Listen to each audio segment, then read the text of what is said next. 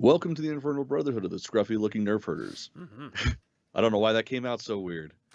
Anyways, this is a live streaming Star Wars podcast, and I forgot to mute fucking YouTube as always.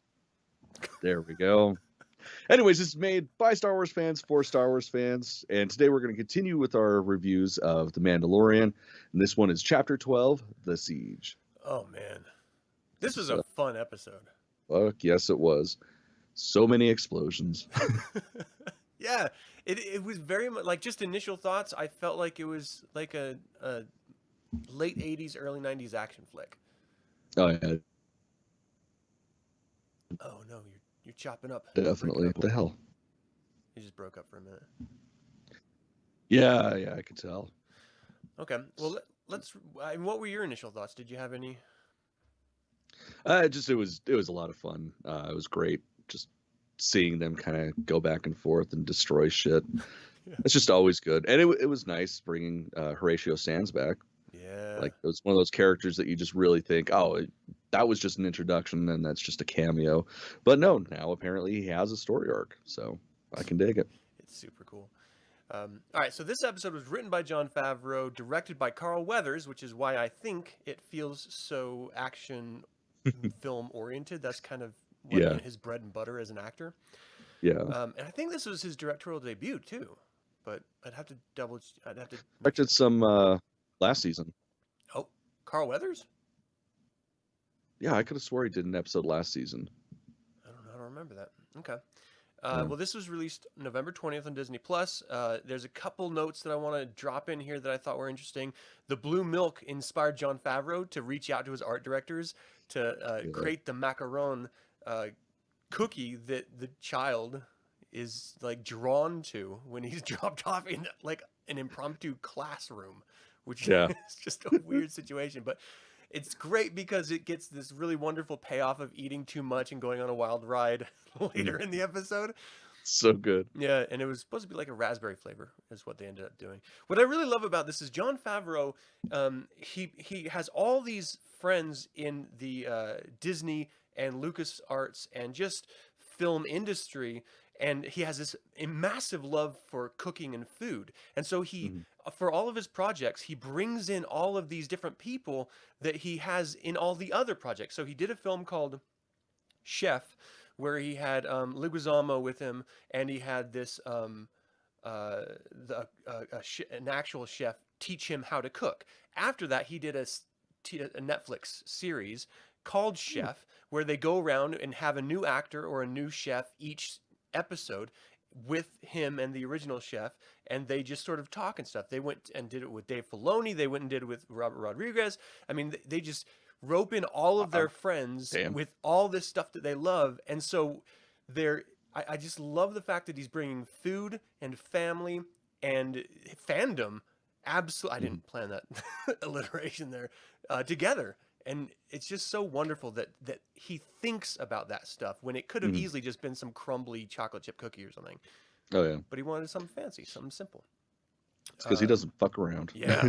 There's also a little oops accident in this episode too, where there's a stagehand in jeans off to the side. He ended up being called the jeans guy, but Disney Plus quickly edited that out like within the week, and so you can't find it anymore. It reminded me I didn't see it. Did you didn't see it? No, I didn't see it. Man, I only saw screenshots. I didn't notice it. Like anytime I watch these, it's always like bright and early in the morning. Like it's like a kid on Christmas. Like I wake up Friday morning, it's like, I'm gonna watch this shit. Like I haven't even started drinking my coffee by the time I'm like halfway through the episode. Yeah, it's rough. It reminded me of did you ever see 3 Men and a Baby back in the day when it came out? Mm-mm. Have you ever seen the movie at all? Oh wait, yeah, 3 Men and a Baby. Yeah. Okay, so it's one of my favorite from the 80s, but it's just a great little heartwarming story of a bunch of bachelors who get this kid. Kind of reminds me a little bit of The Mandalorian for that reason, but that cameo of the guy standing in the background in his jeans, there's a scene in 3 Men and a Baby, in the original version, I don't know if it's in all of them or not, it's the one that we had growing up. There is supposed to be a ghost behind one of the curtains, and it probably ended up being just someone's kid. They were like hiding behind the curtain in a scene, but it's creepy as shit as they're panning, just having like this conversation, and you see this person standing on the other side of a sheer curtain between the window and the curtain, just standing there staring at the screen. It's creepy as hell. But that's what this guy reminded me of, the jeans guy. Nice. That was funny. All right, so do you want to do a little recap? Yeah, let's go ahead and run down this. Let me pull up my notes again. So after leaving, fuck, I already forgot what the planet was, but after the Mon Cal repairs, they decide to head back to Navarro because they need to get some proper repairs. Yeah. Because, you know, as we could see, they were doing this shit trying to go through space. Repairs. And, you know, of course, as soon as they touch down, Grief Karga and Cara Dune are sitting there waiting for them. And, you know, decide, hey, let's show them around the place. We've made a bit of a change. And one thing I was curious about is, like, how fucking gone, or how long was he gone that they were able to, like, just completely rebuild the city? And, like, repopulate it. Like, yeah, it seemed like it was busy. Yeah, it was like a completely different town. But yeah, whatever. That is an interesting question. How long has it been since he's been there? Yeah, because, I mean, it's, like, completely changed. Like, even, like, the landscape, like, it seems brighter. It seems like there's more color back into it.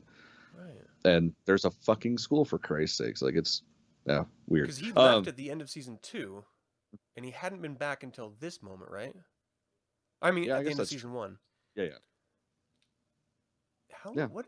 It's been a bit. Like, he's been doing shit. Huh. Interesting. Never thought of that. Yeah, that was the first thing I was curious about.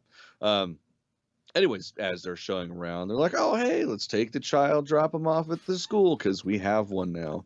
And, of course, that's when we get the awesome interaction with the other kid that's got a giant sleeve of cookies and is like, fuck you, I'm not going to share with you because I'm a terrorist or some shit. It's like, you see a cute little kid that wants a cookie and you have a bunch. You fucking share. Christ. Yeah, at least give him one. Yeah. I mean, shit. I mean, I don't know. I guess I kind of side with the kid, too, because, like, I mean, I fucking love some macarons, and those looked amazing. Mine. Green freak. And, okay, so another thing, another side tangent. Like, they're in an impoverished place that you're trying to rebuild. How the fuck is this kid just walking around with some delicate cookies? Like, oh yeah, I just take this to school with me. That's a good point. Fuck that kid. And why is the teacher letting him eat? I grew up with the argument from the teacher saying, if you bring food into the class, you have to have enough for the class. Oh yeah. Like, that was like, you bring it, you share it. Otherwise, don't bring it. Oh yeah. Yeah, like if you get caught chewing gum and you don't have enough for everybody else, they make you throw this shit out. Yeah. So fuck that kid. Whole different place in a galaxy far, far away. I guess. It was a different time. Yeah. A long time ago. Yeah, a long time ago. Yeah, so as they drop him off, you know, they're explaining what's going on with the Imperial remnant on the planet. And they're like, hey, so if you want repairs, it's going to be a while. Why don't you help us take these fuckers out? Yeah. And we get that lovely moment as he's walking into the marshal's office, and we see Horatio Sands' character and just poof. Yeah, the Mythrol is the species name, but I don't think he was ever actually given a character name, was he? Yeah, I don't remember a name. I didn't see one, but all right, I think if there was one, it probably would have been given in like the first episode, but yeah, I don't remember it. It might have been like shown in Arabesh when it showed the bounty puck hologram. Yeah, but I didn't look it up. Yeah, I don't remember myself. That's weird because none of them call him by a name. It's That's like, true. Hey, if you want to knock off years from your sentence, you help us. Maybe his name is you. That's a very big possibility. His name too. And I like the, hey, if he runs off again, let me know. I'll gladly grab him for you. You imagine the terror again. Like, he's already literally a slave. He's working off his sentence. Nice mug. Yeah, you guys are jealous, huh? Don't know where that came from. Yeah, no clue. No clue. Lego must have made it. It's the only legal way to get it. Yeah, because the last time he saw the Mandalorian, he was putting fucking carbonite. Mhm. And I love the little thing. He's like, I still don't, or it took me a little while to get sight back, or I still Oh, don't he have. still can't see. Yeah, he and still like, can't see out of his left eye. it's so awesome. I love that callback. Return of the Jedi, people. So good. But I would be terrified if I saw him walking in. Just like, well, Yeah. we can't talk about it because we haven't gotten up to it. But Yeah, hasn't happened yet. yeah. So anyway, this was a very simple setup of an episode. I need my ship properly repaired. You guys need me to help you wipe off the last remnant of the Empire at this one stupid outpost. Let's get together. Which, okay, let's just do this. And so coming into this as a viewer, initially, we're like, oh, this is just going to be a fucking filler episode.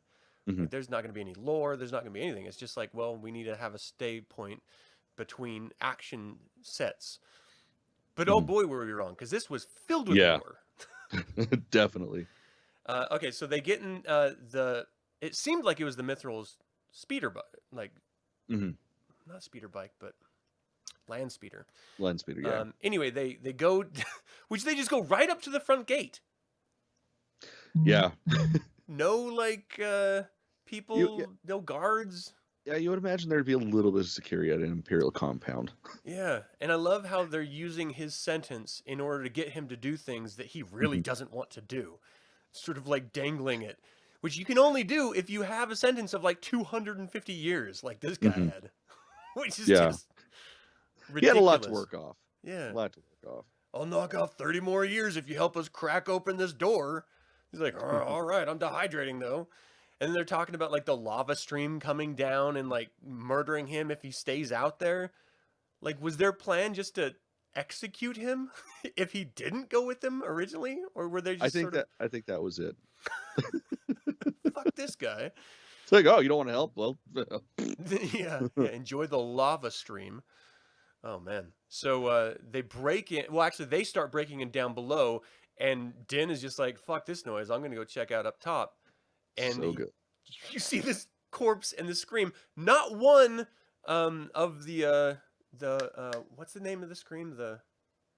Yeah, there's no Wilhelm screams in this. I don't get it. There's a couple places that it would have been perfect. And I have yet to hear it in this whole series. I don't think we're going to. And that's a great callback. It's kind of disappointing. Yeah, it's classic Scream.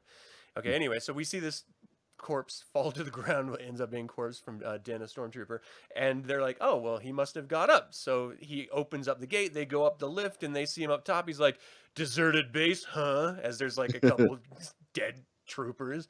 Yeah, not quite a skeleton crew. No, not at all. There's a pretty solid contingency of troopers here. But they seem to just walk right in, go right to the reactor room without any problem at all. And then there's this wonderful little comment about no rails, which I just thought was like, that's a Star Wars comment. Like, no one else is going to make that comment. We always joke about that. Empire doesn't believe in handrails. It's just, it's a ridiculous notion.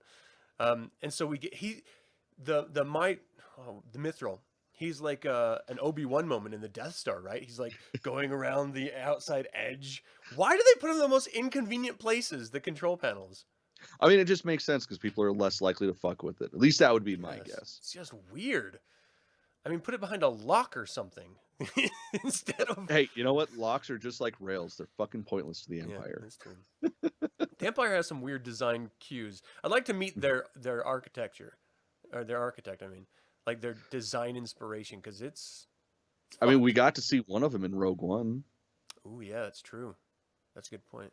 He was kind of a shit. And he intentionally made a fly. I wonder if every single one of them did this stuff on purpose. Probably. They're like, God, my boss is such a punish him. You know somehow. what? Fuck this. Take away those handrails. Put everything on the ledge, either over a pit or over lava, and we're good. Let's make a button this big that says self-destruct and have no override. Yeah, that's a great idea. Fucking Empire. Yeah, no wonder they lost after years. So he turns off the stabilizer for the lava flows, and now they have like 10 minutes to get out, which should be no problem at all because they just walked right in. Except that they walk through this area that just happens to be like this testing area. And you see these Yeah. two scientists look up, see them infiltrate, and they're like, oh shit, delete it all. And now we're like, wait a second, delete what? You know, all Mhm. super interested. They like kill them off after they destroyed the console, walk around the corner, and we see cloning vats. Mhm. Yep. Like, holy shit. Okay, so I'm curious about your theory on this. Were these just random cloning vats of a different thing, or do you think this is ultimately going to connect to the Emperor? Oh no, it's got to be the Emperor, because I mean that's the whole shtick is like the contingency, Operation Cinder, all that shit. It's all to appease the dead Emperor, Yeah. and I mean those are very similar to the cloning tanks he had in his lair on whatever that fucking planet was. Yeah. I don't Exegol. give a shit about. Um, yeah, no. So I mean, especially once we get the reveal of the Doctor leaving the message for Moff Gideon. Mm-hmm. Like it's, oh hey, you know, we lost the subject. We need more of the subject's DNA or blood or whatever. Yeah, with Like a high it's MC count. clearly, you know, cloning for that purpose. Yeah, it's interesting because they brought back the element that divided the fans back when Phantom Menace was released, and that's tying the Force to midi-chlorians, which would be this entity in your bloodstream, right? Mm. And so, like, George Lucas referenced actual science in order to come up with an interesting theory on how the Force works, Hmm. and then everyone got pissed. But now the Mandalorian is and to be fair, the Clone Wars series and Star Wars Rebels has really made the prequels a good thing, even for people that didn't like it. Like I Hmm. always enjoyed them, so it never really bothered me. But a lot of people did. It bothered them a lot. And so this, I think, is just another way to sort of patch those holes for people who had problems. And it ended up being great, I thought. Yeah. Um, I love the idea that they're looking for specific Jedi with high enough M counts in order to inject Hmm. it into people and then see if they can retain the Force. Do you think Moff Gideon is going to try to like inject himself with the Force with with the child? See, I don't know. I would imagine that if he was going to do that, it would be later on in the series. But I also don't necessarily see him surviving this season. Oh, really? Uh, yeah, I don't know. Maybe he might just be the ultimate bad guy that he follows throughout the series, but I don't know. Either he's going to be taken out this season or he's not going to be taken out. So Right. we'll see what happens. I feel But like he's no, going to I go on a transition this season because it does seem like he's trying to inject the Force into beings, ultimately mhm, probably for the Emperor. But I feel like mhm. he wants to. He just seems like he wants to be like a Vader type character. You walk Oh, around with a absolutely. dark saber. He has access to technology that may be able to inject the Force into you. Why wouldn't he try it? This seems That is like true. a perfect example of like every video game uh, enemy ever, where they've injected themselves with a serum that makes them like a mutated version of themselves that's bigger and badder and stronger and scarier. Mhm. And then they have to do that final battle. Like I feel like that's gonna happen. That's cool. As you know what, as long as we have one that's like all Arkham Asylum, I'm cool Yeah. with that. Yeah. Okay. Um, so then this is where the episode it sort of kind of felt a little weird to me, where they're like, "This is going to explode. We need to get out of here." Mhm, Um, Din leave? Like I didn't understand. Unless you know what's coming, there's no reason for Din to leave, right? mhm. Yeah, I didn't understand that myself. Like, oh, quick, get to the baby. Is the baby in trouble? Yeah, like I they don't even know you're here until this second, and yeah, you're killing everyone. So yeah. I don't. It I thought that was weird. yeah, didn't really make too much sense other than, you know, obviously like he can get out of everything. Yeah, I Yeah, guess. I don't know. But I Um, mean it was still nice to see Kara, Grief, and Horatio Sands like get out of that situation. yeah, And of course it's, you know, the hey, look at that shit. We could steal that and hawk it. And then they end up using that to yeah, leave. they have to. So it's this really interesting escape and chase scene between scout troopers on speeder bikes and then TIE fighters against this one sort of mobile hover tank Mm, type vehicle, transport vehicle. And it seems like no one is capable of using like Gatling guns or like stabilized cannons in this Yeah. fucking universe. Finn, who was trained as a stormtrooper, didn't know how to fucking use them when he was in a fucking TIE fighter, which is bananas. Well, to be fair, he was a janitor and a grunt. He's a soldier. You got to train with your weapons. You have to qualify. Yeah, it's just weird. And then Grief Karga, he like ran the bounty hunter guild. He never trained with weapons? Like, that's crazy. Well, yeah, and I don't get it either, because there's fucking targeting systems. Very distinct targeting systems that we've seen since the first fucking movie. Yep. And it's like he can nail the sides of the mountain to like create debris, Yeah. like with ease. How hard would it be to go, oh, here's the corner, I'll move over just a tiny bit and nail that. That's the worst part, is that they're in this narrow canyon. If you just aim at the center of the canyon where the TIE fighters are flying through, Right? you're gonna hit them. Yeah. Instead of panning, tilt. Just Like, that's all you gotta do. weird. But I mean, that's just kind of Star Wars. No one can fucking hit anything, apparently. Except for snowtroopers. Yeah, that's true. Actually, they're the only ones that Undefeated. won. No shame in their game. So they get to the point where they're going to be destroyed by these TIE fighters. They got one of them, but it crashed into the back of their the hover tank or whatever it is, and the other two are coming in, and then we see the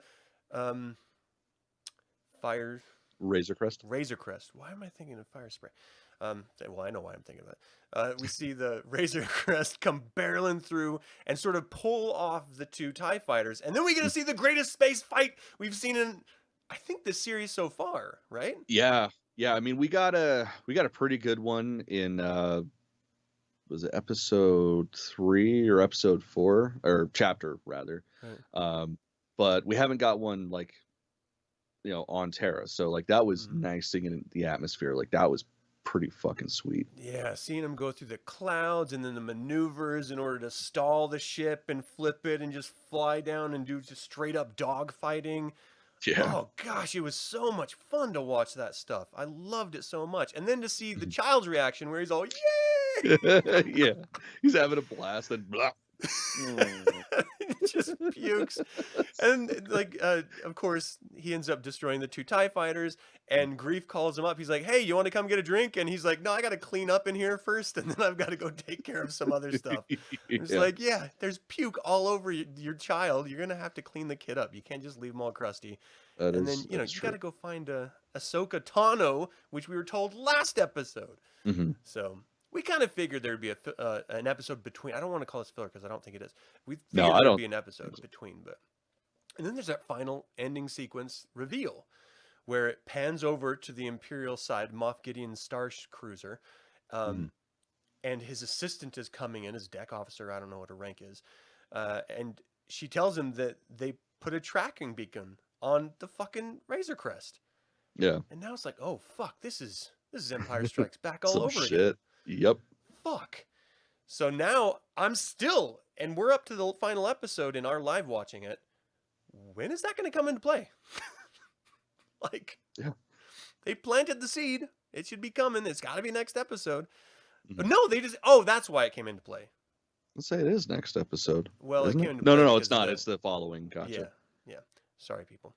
I'm stupid. Spoiler. So it'll come into play eventually. Anyway, we see Moff Gideon in this hallway with these 2 rows of armor or droids or something on either side, and this revealed they're dark troopers if you watch the caption from the episode. And so he's like, no, we're ready. So now I'm thinking, is he going to try to use one as like an exoskeleton, or is he just using them as troopers to sort of, fill out his existing trooper regiment? Like, it's interesting. What are you going to do with the dark troopers? Yeah. And at this point, we still don't know whether they're actual physical beings like in the games or if they're droids. At this point, we don't know that. Yeah, it was a complete mindfuck. Talk about it when that episode comes around, though. Yeah. Next week. Yeah, that was the big question, because it did in the Dark Forces video game where it came from. They were it was like this robot cyborg program Hmm. where it started as like a cyborg and then it ended full robot Hmm. in the later tests, or vice versa. I can't quite remember. It's been a little while since I played it. But then there was I'm pretty sure also it ends with full okay, droids. and then there was a comic series about Dark Troopers as well.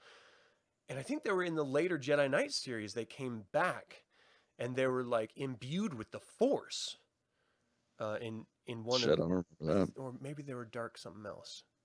But yeah. Anyway, it was very impressive to see them pull in comic book and expanded universe elements from video games and stuff into this series, and just give us fans, and not just in a cheesy, sort of shitty way of fan Mhm. service, but to actually make it relevant to the story, Yeah, interesting, and feel like it's in a cohesive universe. Finally, yeah, we say and this. that's the biggest thing. Like that is the biggest winning point of Yeah, this series, is they're like, oh, hey, Disney, you fucking killed this. We're gonna go ahead and bring it back and make it better. yeah. Um, yeah, so goddamn awesome. I'm so, we say it every year, every time we do this, but I love this goddamn series so much. Yeah. It just brings us all the Star Wars love we always wanted. Mhm. All right, so what was your favorite moment of this? Definitely the reveal of the Dark Troopers. Like I Yeah, was so damn excited because like that's I mean, of course, like Lego Star Wars Complete Saga, Force Unleashed, all that shit. Like I love those games and those are amazing. But the original Dark Forces, like that was my shit as a kid. yeah. Like I remember playing that shit for hours. Like I love that game. So to have that almost canonized again, like Mm. just was a huge deal to me. Dude, what if they bring in Kyle Katarn as the Jedi who comes and finds Grogu? I would lose my shit. That would be amazing. Like that would be like full circle shit. That would be crazy. But I mean, why not? If they're gonna bring in elements of that same series, why not bring in the Jedi from that series? Yeah, hell yeah. God, that would be amazing. Yeah, because I mean, at this point, it doesn't matter the timeline of where it was in Legends, Yeah, because Legends are gone. Like, well, I mean, they're still there, but they're not a part of the canon. So, yeah. by all accounts, they could bring him in. You could do anything they want. Oh, that's crazy. Yeah, my favorite moments are a toss up between that final spaceship dogfight, which is just so much fun, or seeing the cloning vats and then getting confirmation of what we had suspected all along throughout the whole first season and half the second season now, is that they're trying to imbue the Force in other beings to bring back the Emperor of some similar experiment. And to see Hmm. that confirmed was just like, yes, okay, we know where we're headed. This is gonna be fun. Maybe lay off the Skywalker saga a little bit, but still keep giving us this great fucking Star Wars lore. Yeah. That was so cool. What was your least favorite moment? Least favorite was Din leaving. It just Right? it didn't seem like it was necessary or even logical. Like, why they have the whole company coming after him now? Why get rid of their sharpshooter? Yeah. Like, It, that didn't make any fucking sense. that felt really weird to me too, and that definitely my least favorite. And it was very convenient that the speed that he was able to get back to Navarro, Hmm. the town, and then get the kid, the child, get his Razor Crest, and then get back to save them. It was just, and all he had on was a jetpack. Like it Yeah. seems like they went further away to the other side of the planet or something when they were showing the little diagram. Yeah, it was like pretty much the other fucking side of the planet. So he was just really fast, apparently. Which, I mean, it is a jetpack. yeah, which, all right, whatever. that was it just felt a little off. Mhm. From this point, what were your hopes for the next episode? Just that we're gonna see Moff Gideon and like finally get that battle of the two of them, Right. because it's not just like gonna be a physical battle. Like it's a battle of like the minds too, Yeah. which we get to see a little play on that in a future episode. It's so good. Yeah. Yeah. At this point, I was like dying to see Ahsoka Tano next. Like, I was Oh just yeah. like, okay, he's gonna go pick up Ahsoka, and they're gonna go fuck up Moff Gideon in the next episode. Like that was in my head, Mhm. and I was hoping that we were gonna see like Ahsoka with um, uh, uh, Sabine. Sabine Wren and maybe even the guy Jedi Ezra Bridger. Yeah, thank you. You're just finishing my thoughts. You complete me. I can't do it, so I need someone to help me. Yeah, I thought it was gonna be like a Rebels crew reunion for the fans. That's what I was hoping for anyway, and I was hoping we were gonna see those Dark Troopers in action. Yeah, been badass. All right, anything else you wanted to cover with this episode? Nah, we got it. Yeah, well, pretty good one. I totally forgot to go into the gallery again and show you guys photos. Every fucking time. I do all the time with work to pull images, and I never even throw them up. Thank you guys so much for tuning in. I'm excited. Yeah, well, that's the problem. It's just fun. Thanks, William, for joining the live chat. Good to see you, man. And for everyone viewing, we really appreciate your time and attention. We invite you to subscribe to this channel and click the bell to get notified about our next video. And if we have a storefront, and you can get shirts like this. This is the distressed version of the Infernal Brotherhood of the Scruffy Looking Nerf Herder logo. Yeah. Very nice feeling shirt. It fits really well. It's not too tight around the arms, but with shrinkage, it might get a little bit firmer and tighter, but I kind of like that look anyway. But the waist is really long, so it just fits really nice. Anyway, you guys can pick them up too. The link is in the description below. And until the Infernal Brotherhood convenes again, may the Force be with you. Headed home, boss.